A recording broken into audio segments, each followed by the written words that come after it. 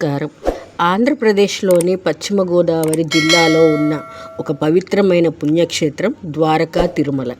ఇక్కడ కొలువై ఉన్న శ్రీ వెంకటేశ్వర స్వామిని భక్తులు ఎంతో భక్తి శ్రద్ధలతో దర్శించుకుంటారు. తిరుమల తర్వాత అంతటి ప్రాముఖ్యత కలిగిన క్షేత్రంగా ఈ ఆలయాన్ని భక్తులు భావిస్తారు. ఈ క్షేత్రానికి ద్వారకా తిరుమల అనే పేరు రావడానికి ఒక పురాణ గాథ ఉంది. ద్వారక అనే మహర్షి ఇక్కడ శ్రీ వెంకటేశ్వర స్వామిని దర్శించుకుని స్వామివారిని భక్తితో ఆరాధించాడని స్థల పురాణం చెబుతుంది. ఆ మహర్షి పేరు మీద ఈ ప్రాంతానికి ద్వారకా తిరుమల అనే పేరు వచ్చిందని విశ్వాసం. ద్వారకా తిరుమలను భక్తులు ప్రేమగా చిన్న తిరుపతి అని కూడా పిలుస్తారు. శ్రీ వెంకటేశ్వర స్వామి ఇక్కడ తిరుమల శ్రీవారి రూపంలోనే భక్తులకు దర్శనమిస్తారని విశ్వాసం. అందుకే ప్రతి సంవత్సరం వేలాది మంది భక్తులు ఈ క్షేత్రాన్ని దర్శిస్తారు.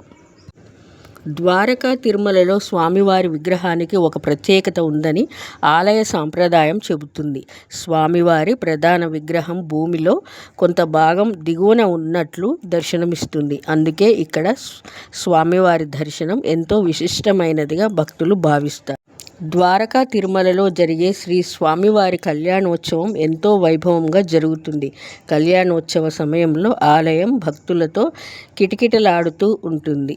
స్వామివారి దివ్య కళ్యాణాన్ని దర్శించడం తమ అదృష్టంగా భక్తులు భావిస్తారు.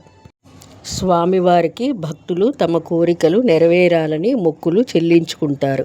వివిధ రకాల సేవలు, పూజలు నిర్వహిస్తూ స్వామివారిని భక్తితో ఆరాధిస్తారు. స్వామివారి ఆశీస్సులు తమ కుటుంబంపై ఎల్లప్పుడూ ఉండాలని ప్రార్థిస్తారు. ఆలయ నిర్మాణం, గోపురం, పరిసరాల ఆధ్యాత్మిక వాతావరణం భక్తులను ఆకట్టుకుంటాయి.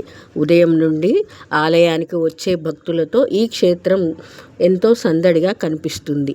స్వామివారి దర్శనం కోసం వచ్చే ప్రతి భక్తుని మనసులో ఒక ప్రత్యేకమైన ఆధ్యాత్మిక అనుభూతి కలుగుతుంది.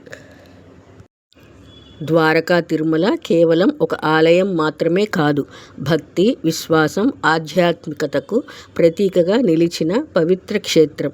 శ్రీ వెంకటేశ్వర స్వామిని మనసారా ప్రార్థిస్తే మన జీవితంలో ధైర్యం, ప్రశాంతత కలుగుతాయని భక్తుల విశ్వాసం. మీరు కూడా అవకాశం దొరికినప్పుడు ద్వారకా తిరుమలను దర్శించి శ్రీ వెంకటేశ్వర స్వామి వారి ఆశీస్సులు పొందండి. ఆ శ్రీనివాసుడి కృప ప్రతి కుటుంబంపై ఉండాలని కోరుకుందాం. గోవింద గోవింద. ఓం నమో వెంకటేశాయ.